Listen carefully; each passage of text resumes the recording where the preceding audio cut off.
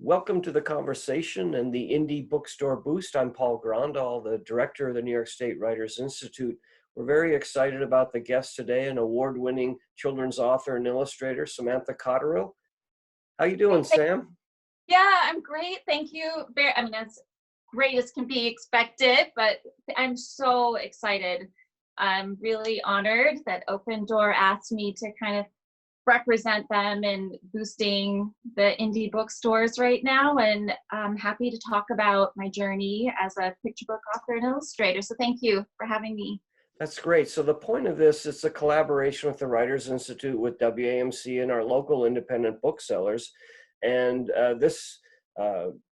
your books and this interview with you is specifically geared to the Open Door Bookstore, a wonderful independent bookstore on J Street in Schenectady. Been there for 20 plus years. Janet Hutchison and her staff are tremendous, but this is such a difficult time because they count on people, foot traffic and hand selling books and having people in the store. And they were going to do an in-store event with you. And they specifically asked if we could do this with you. So we're happy to try to help. So I guess first talk about Open Door Bookstore. How often have you gone there for events, or how long have you known them? Well, for the longest time, I used to go when my boys were younger. It was just a great store to go aesthetically. There's just nothing beats going into a local bookstore, and you combine the sounds of any like creaks and the smells and the overall din and the atmosphere and the tactile quality of being able to just put your hands and pick up books. It's a really incredible experience, and it's a great way to introduce kids to reading, and just have that engagement and the love of reading. And those books, and Open Door was just a great place for me to do that with the boys when they were younger. And then as I became more involved with books and writing and illustrating, they've been great and just been my backbone. They've supported me, they've promoted my work, they've just been so wonderful to work with. And pretty much every book that I've released, I've had an event through Open Door. And it's just been a great way to connect with the community through the bookstore and through everybody that comes. And it's just an invaluable resource for authors and illustrators and just for the community in general. So that's why it just was so important to come on today, just to try to boost and really get people excited to support these businesses that are so important for the community. Right. I like that they've always had the theme, buy local, read local. I saw on your LinkedIn that you live somewhere in the Schenectady area. Are you near Open Door? Are you actually within walking distance or something? Or well, technically, I probably could walk there. Yep. So maybe I need to do that a bit more. But I'm in Niskayuna, so I'm just basically around the corner. Right. Yeah, we moved here from Canada about 12 years ago, and so yeah, we're right around the corner. Okay, so let's hear about your early training and the career path. Do you start out saying, I'm going to be a children's author and illustrator when you're a young girl, or how did you grow into this profession? Yeah, I think there are so many different paths to get to where you end up going. And I think sometimes often you have this expectation that I need to go down a certain path to get to from A to B. And sometimes those journeys are just all over the place. And I was all over the place. I began actually by going to UW-Madison with virology and bacteriology degree, which I've used a lot in the last month. That's apropos in this pandemic, that's for sure. Yeah. But I've always been into drawing and illustrating, and I eventually from there went to art school. And then after that, in Michigan, and then I spent about 20 years as an oil painter before having kids, really kind of being there for them for a good several years before I was able to kind of continue on my path. And about 6 years ago, I was approached by Kirsten Hall, who's an agent in the city, who had asked if I'd ever thought about doing picture books. And it was something that I've always loved. And I just technically thought I hadn't gone down the right path and just figured that wasn't something that was in the books for me. But I realized that I just went down a different journey to get there. And since then, that was 6 years ago. My first book deal was at the age of 40. And now I'm just finishing up my 12th book. So it's been just full on a Yeah. crazy journey, an intense journey, but a really rewarding one as well. So Now, did you grow it's up in been the great. capital? Did you grow up in the capital region, or did you grow up in Canada when you mentioned you No, were? no, I was born in England. I moved to America when I was just about 12, and then moved around the States quite a bit before ending up in Calgary, where we had our 2 children. And now my husband's at RPI, so that's what brought us here. Okay. And talk about, this is a very disruptive and difficult time for everyone, regardless of what stage of life. But you're at home with 2 teenage sons, and you're also on deadline, I assume, always with your book projects and things. How are you juggling this lockdown and quarantine? Yeah. Um, well, like I said, it's been a lot easier for me with 2 teenage sons who are pretty independent. So it's more, I'm used to having nobody in the house at all. And I kind of, the way I create it usually takes me a good 3 to 4 hours of complete concentration to get in the groove. So that's been a little bit more challenging of being able to just have that complete straight focus time. That being said, I do have that benefit of independent older kids. So I am it's more of a self-inflicted need to focus. So for me, it hasn't affected me as much as it would a few of my illustrator friends that are really exhausted, and they're parenting and educating their really little kids all day, and then they're leaving to go to the studio, their little studio in the backyard at 8 p.m. and try to get a few hours in, and exhausted. And the publishing industry has just been, everybody's understanding. We're all in the same boat, especially when you're working directly with your publisher. It's no longer your editors all together in the same room to go over your work. Everybody has to go through a string of emails and connections. So everything has slowed down a little bit, which has given us an ability to hopefully just try to catch up and get our work done. Right.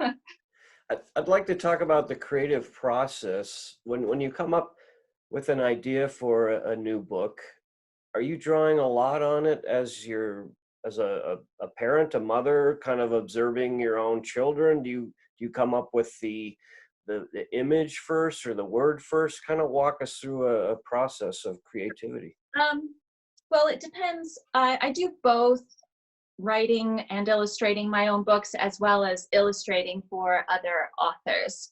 So in the case for the latter, that's where with my agent, if a publisher has bought a manuscript and they think the text is fitting for my illustrations, they will reach out to my agent, who will then reach out to me and say, take a look at this manuscript. Is this something you'd be interested in illustrating? And then if I am, at that point, that's when the book deal starts the bouncing back and forth until there's a contract landed. In terms of my own authored books, my latest series, book number 3, this is for Little Senses series. These are ones that are partly based on my own experiences growing up as someone on the autism spectrum. And I wanted to create a book series for kids that was approachable, positive, without any qualitative adjectives or labels, and just books that were accessible to so many families that have kids that have sensory issues. And in this case, when I'm writing and illustrating a book, I kind of do both at the same time. I know some people write everything first, others draw all the images first. I seem to go back and forth, Right. where I'll have a line and then I'll have an image. I just keep going back and forth. So for me, it's a combined process, and one that I've learned that is so tough, especially with picture books, because you'd think that picture books are easy to write, but they are some of the most difficult things to write, because you have such, every word has weight, every word has meaning, and you only have so many pages to get your story out and only so many words. And so you have to carefully craft every word and carefully craft each illustration that encourages kids to turn the page, that creates that build up, it's just a whole dance that can be quite challenging. But when you get it and it feels right, it feels very rewarding. So yeah, that's my experience. So little senses, what do you mean by that, and how are you able to kind of draw on your experiences? Or Well, so the Little Senses series, there's 3 so far, and this is the one for Open Door that the yeah, event unfortunately canceled because it came out on March 31st, which was a really tough day where I think everything had shut down by then. And I do believe that a lot of bookstores had to take a moment of pause to figure out how they were going to proceed. So these all deal with different aspects of the senses, whether it's sensory, audio, anything that could be a challenge for a lot of kids that are trying to navigate the world as they're growing up. It's like the first book, I just want to make sure, is Nope, Never, Not For Me. That touched on the sensory of tactile senses of eating something and learning how to try a new food and play with food, and using an approach that may help a child that has sensory sensitivities accomplish that successfully. The second one, This Speech is Loud, is based on the sensory overwhelming moments that one can have when they're going out in public, whether you're going apple picking, going to a beach, anywhere where the stimulus of all the different sounds, smells, sounds could be overwhelming, and what are some approaches to help a child kind of navigate those stressful moments and come out of it feeling positive and maybe having a great experience. And then the last one, for now, we have 4 total in the series, but the third one is how to read social cues, understand and gain awareness for empathy and compromise within the setting of a classroom, but it could also be applied at home. And especially now, I think with so many parents that either have children that were going out of the home for therapies, were dependent on their IEPs and their assistants in the classroom. You've got a lot of parents now that are at home really struggling, and how to kind of maintain an order and a structure and engage with their kids and keep that learning going. And it's my hope that these would help. And there are a lot of based on how I grew up, where things were very overwhelming for me and sensory wise. And basically these experiences really mirror a lot of mine growing up. so I assume you're So I hope trying that helps. to fill a need or a gap. So when you were growing up, there weren't really books like this, and I know a lot of research and a lot of progress has been made about working with children on the spectrum, and there's a greater understanding. It seems like the numbers continue to increase. I don't know if it's better, on the diagnosis end or something, but talk about the audience for these books. I assume you might get wonderful letters from parents like thanking you for something that Yeah, exists. well, and I think what I went into it was at the time, I mean, now there's so many great books coming out. So it is nice to see this big movement coming out, because we're seeing that across the board, that kids need to be able to see themselves in books. It's kind of that read your world approach and see themselves in a positive light. And a lot of books, it was very important that I didn't have labels in the books, or like qualitative adjectives that could come off negative, like fidgety or picky, in a sense that could have negative connotations, for just the ability for kids to see themselves in a positive light. And for me, it would have been so helpful to feel like the kind of quote unquote issues I thought made something wrong with me, because I had a harder time processing certain sounds, if I knew that that was nothing that's wrong with me, it would have really helped me. And I've got so many parents that have emailed me, even ones that picked the book up not knowing that it was about a child on the spectrum, and they would be sitting with their 4-year-old and saying, my goodness, we just started pouring our eyes out, and my son looked up at me and said, Mommy, that was me at the beach yesterday. And it opens up dialogue and conversation between the child and parent. And this one particular parent, the child had a horrific experience at the beach, and after reading this book wanted to go and wanted to try it again, and had an incredible experience because they were able to take the information from the book and kind of use the tools to create a really bonding moment for them and have a successful outing as a family. And there's 4 books in total for this series, and we're really excited to kind of really get the awareness out for these books. And Open Door, like I said, they've been so wonderful in helping to promote these books too, for people to find them. Right. It seems like even kids are a little more tolerant or more understanding. I guess maybe their parents and their teachers are doing a better job. But were you bullied when you were growing up back then? Or could kids even? Oh yeah.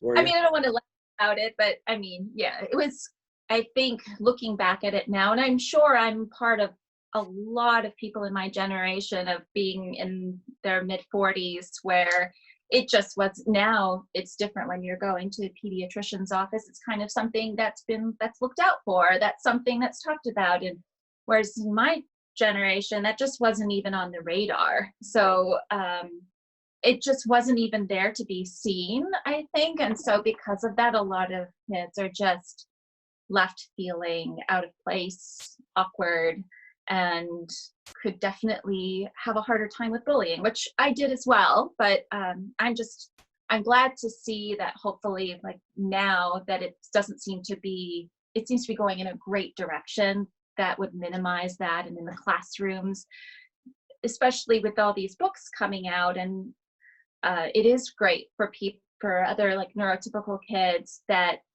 can kind of learn how to see life through their eyes as well. I think I'm just rambling. No, it's so.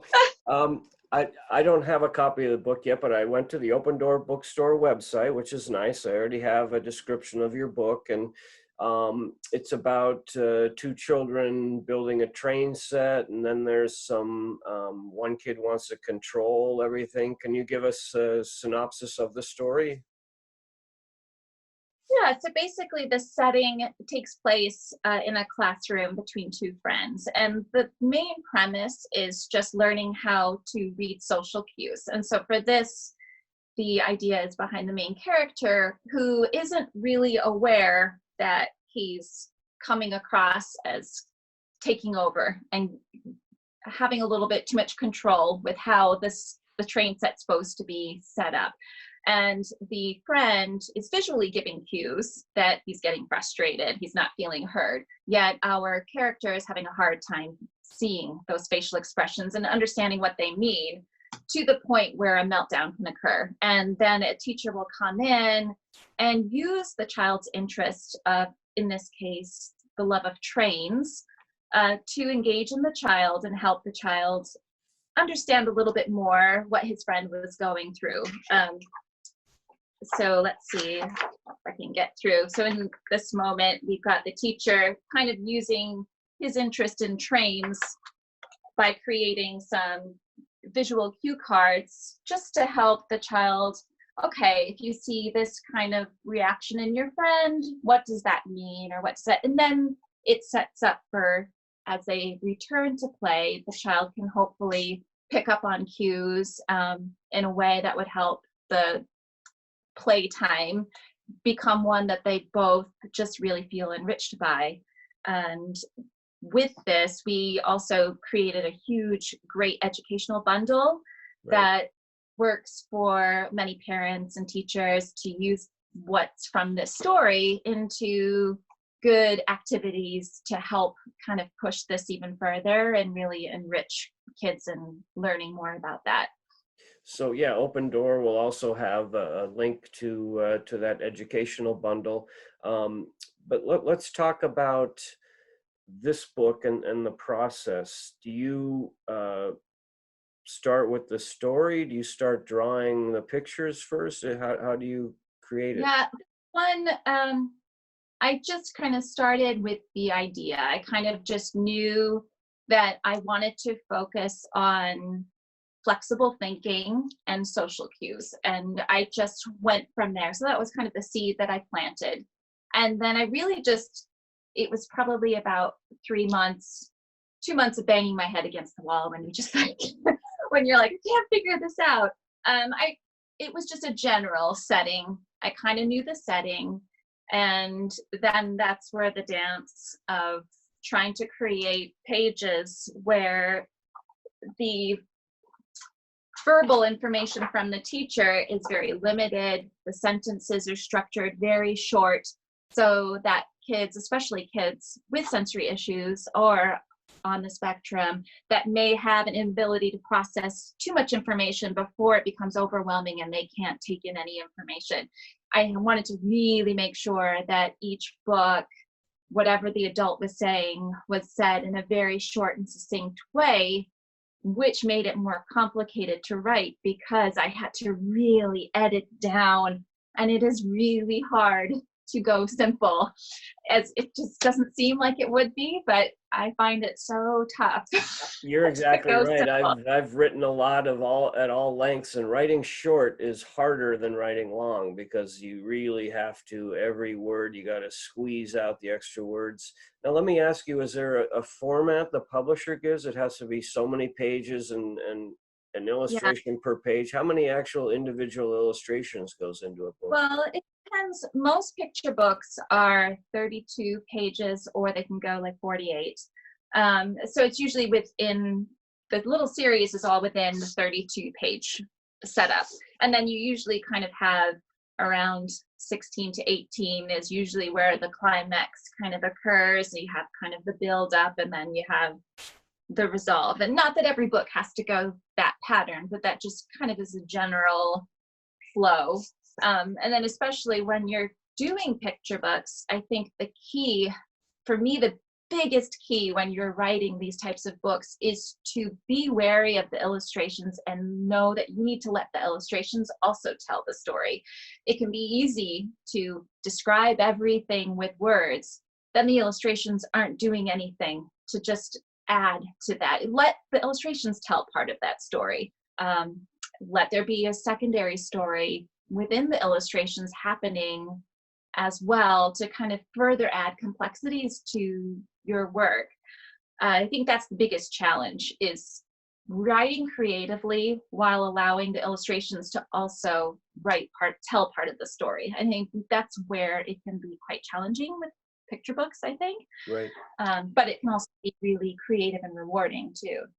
And can you talk specifically about your tools and do you work right in that room, like at a desk or an easel? Do you use Yeah. pen to sketch it and then brush in color, or how do you work? I have two different styles. The one style is with the same approach that I use for Little Senses, and I have a basically just like a living room size room, and I use the traditional nib pen dipped in a bottle of ink, which I love. I just love the tactile feeling of that. I'm a very tactile person. And then that usually gets scanned in, and I will either digitally color or I will hand screen print everything. That's one way I like to do books. I have two completely different sides to me. Then I have my 3D side. And for example, this is a book coming out June 2nd called The Secret Rhino Society. And these are all hand-built miniature sets that I create in my Wow. studio. That's a completely different approach. So these are all built by hand, usually on a table that's around 4 feet wide, Wow. and then photographed. it just plays to me to be able to do completely different styles, which feeds each other. So when I do one style, it's nice break, and then it gets me excited for things I can learn and apply to this style. And it just it keeps things alive, and that's just how I work best. So the So 3D ones, do you have a model nearby? You actually like use X-Acto knife and cardboard or something, or what do you? yeah, I do. Here, I'll grab this.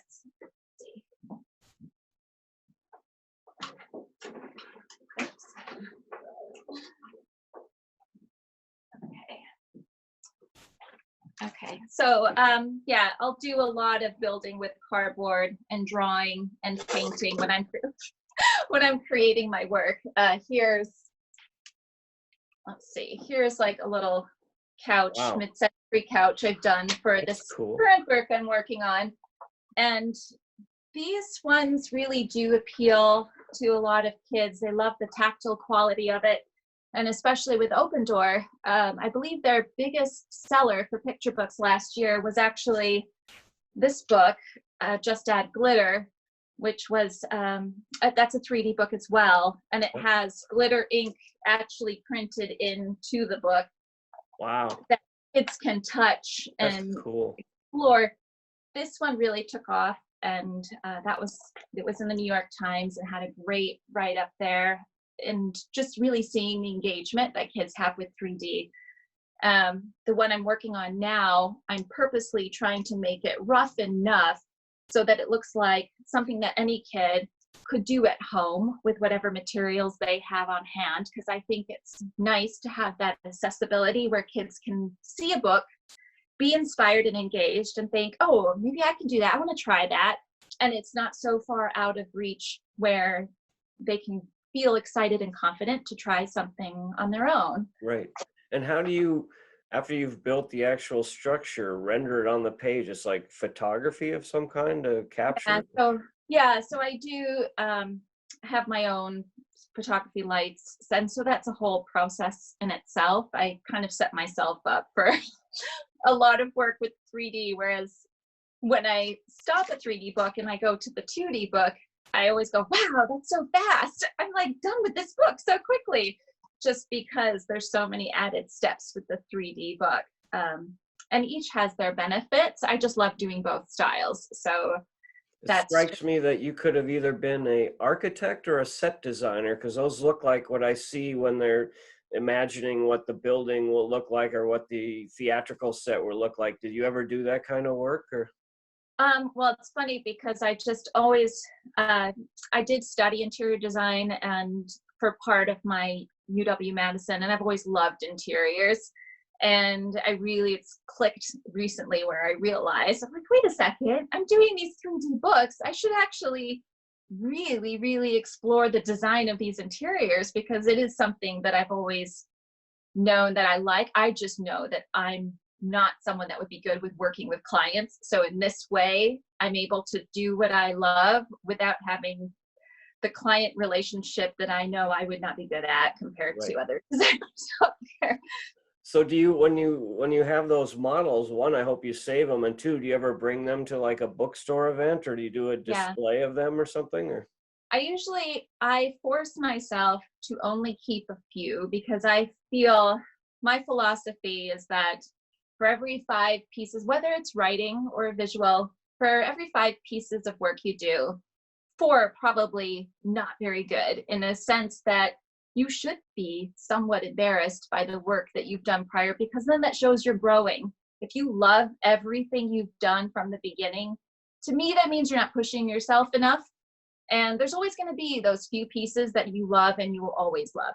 And you keep those, and that's great. And then for those pieces, I bring them to my readings, because kids really do. There's something about seeing them, and like, especially with the couch and like the chair and the furniture and the little characters. So like a lot of little characters, kids just like to hold them. And I think it just really gets them excited about going home and creating themselves.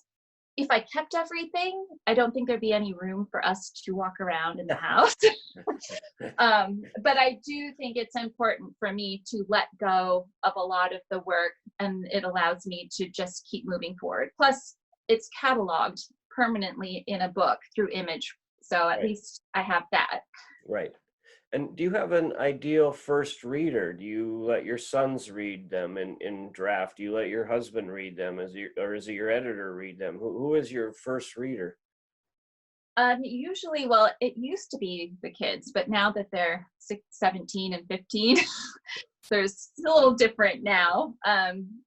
It's usually the editor at this point, and I'm at that stage now where most of my friends, our kids are upper teens. When they were younger, it was easier to just be like, hey, what do you think of this story? But for the most part, I usually share it with my editor. I'm kind of at that stage right now. And then I have a couple illustrator friends that I might send them digitally what I've been working on, and then they'll kind of give me perspective because they're in that moment of having kids that are 4, 5, 6, 7, that sometimes I need a little bit reminding of kind of how kids are seeing things at that age, because you start to forget when they're getting a lot older. And do you have real specific work patterns? Some writers I know or creative people like stick to a schedule. Some go in bursts. What's your typical work day on author illustrating work? Yeah, I definitely am a burst person, although I try to be structured just because of deadlines. I don't want to say I'm a procrastinator, but my best work does come under pressure, and I'm aware of that. And I do know that when it's push comes to shove, that's when my best work starts coming out. But I can't do that in the sense that, like, the current book is 48 pages in 3D. I really need to space it out a little bit. When the boys are in school, it's usually drop off at high school, work hard straight until school's over. They come home, just kind of help them transition. And then I usually like to pick up again early in the evening. My best hours seem to be between 4 and 7. That seems to be my zone time. But I do find that I'm more productive just with my quality time versus quantity time. If I'm technically working 10 hours a day, I'm probably not going to do as great work as if I'm working focused hard 4 hours a day. Right. Now it's a little bit trickier just because, like, my husband was doing RPI, he's teaching through and doing conference. So I'm trying to also make sure the dog isn't barking while he's on. Right. And then at the high schoolers that may need, like, the Wi-Fi's out, or can you print this? So it's been a little bit tougher because there's distractions throughout the day. Right. But I have that ability to, if I can work in the evening, I'll work in the evening. And it's just kind of organic, really, based on what my situation is at the moment. Right. What does your husband teach, and do either of your sons pick up that interest in creating art that you've been showing them for so long? Yeah, my husband's in biomedical engineering at RPI, so we're complete opposites, Right. very different brains. I'm not sure whether, I know that my eldest really, I would have to let them speak, because I'm sure they Right. would be really upset if I said something and it wasn't right. So I Um, will let them figure out their cat. I will not say what they're interested in, because I don't want to get it wrong. so one thing I do wanted to ask you that we've been asking writers that we're featuring on this conversation. This is going to be a very strange and difficult commencement season for class of 2020. Um, Certainly the University at Albany students that we work with, I see all the time. We have them as interns. I do a writing workshop. They're not going to be able to walk across that stage in a physical way. And I don't know if your son is in a graduating year this year, but anyway, what advice or way would you want to say to the class of 2020 that might give them some sense of empathy or understanding, or advice for them going forward as graduates after this year? It's tough. I cannot. My eldest son is a junior, so we're not in that boat where I know a lot of people that are devastated, as I'm sure for many kids, this is the big moment of having this graduation experience. But at the same time, I like to look at it as everybody is kind of building the chapters of their book, and your life is this book where you want it. There's so much, let me see, let me phrase that. Nobody really wants to watch a documentary or read a book where it's just bunnies from beginning to end. It's nice to see a little, you can use what happens during those stressful times. I think right now it may feel like we're in it for the long haul. And when we look back at it years from now, yes, this is like an unprecedented trying time, but what can we take from that? What can we use from that? The emotions that we had during that time, will it drive you to try something that maybe you hadn't thought about pre-pandemic? Does it open your eyes to wanting to do something to put your mark on the world? What can you take away from it? And even the stresses and the emotional turmoil, I think it can be channeled in and used somehow.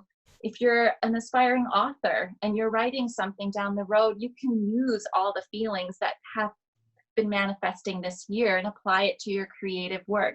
I think these are seeds that are going to be planted for something. And you may not know what it is right now, but it will be useful for something at some point, and it's going to get better. And you can just make something from this. I've always felt that way, that even during times of stress and pain, there is always something you can take from it. And sometimes you grow even more from having gone through something like that. So I hope, I'm sure I didn't say that as eloquently No, as that's nice. That's nice. We'll take an excerpt for that, because we've got a whole group of writers who wanted to make some expression, to the class of 2020. So I thank you for that. So this has been wonderful. We've been going longer than I thought, but it's just been a wonderful conversation. But could you first now hold up the books? This is for Open Door Bookstore. And I know people love to have signed books. Will you be able to sign these that they order? How will that happen? So what I'm really excited about, and I really encourage anybody that would be interested, even for gifts, I would love to sign any book that people will buy through Open Door after this program. And I do know that Open Door has a plan to take all of the orders from this interview, and once the books have all come in, they will drop them off at my doorstep, and I will sign and draw in each book, and just to make it an extra special, personal kind of piece to have. And even if you wanted to get some extras for friends, anybody else that may be able to use these, or just have an uplifting moment with, there's nothing beats the tactile quality of having a new book. I'm happy to draw and sign in any book that gets ordered through Open Door from here. And right now, so the most recent one is the Can I Play Too that we've talked about. And I'll just go briefly through everything. And that's part of the 3-book series, which includes The Speech is Loud, Nope, Never, Not For Me, the book coming out soon, which can be pre-ordered, and then they'll get them to me once they've come into the store and I can sign and draw. That's The Secret Rhino Society. Then we've got just a few big ones. So like the Just Add Glitter, like I said, was a really popular one. That was written by Angela Dieterlizzi. Another one that's been really a big hit in classrooms and read alouds has been Charlotte and the Rock, written by Stephen W. Martin. That one's a great one about a pet rock that's really not a pet rock. You have to read to find out. I do know with so many people getting into gardening right now, this is an earlier book called The Forever Garden. That's a wonderful book about a relationship with a young girl and this older neighbor next door. And I know I've got several. Oh, here's another one. This one for comedic, if anybody wants just a good laugh, and I know right now a lot of kids could use a good laugh, Once Upon a Slime is a fractured fairy tale. It's pretty hilarious, written by Andy Maxwell. And that's just some of the books. I know there's a few more, but those are the copies that I have on hand. And I know anyone can, just any books that they buy through Open Door, I am just so happy to do whatever I can to help promote Open Door and just bring some joy to some kids. That's great. This has been a wonderful conversation, Sam. Um, we both love independent bookstores, and in particular, Open Door Bookstore on J Street in Schenectady is just a magical place. We really hope that they will be open sometime, possibly this summer. It will be a different experience. It will have to be very safe and careful. But in the meantime, the fact that you are willing to do this, to sign books, to add, which is amazing, an original illustration in the book, I think is a great way to try to help them and make sure that they're around for many Yeah. years to come.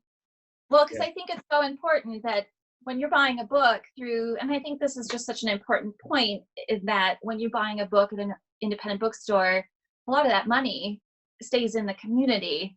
And it's really just great for the community as a whole.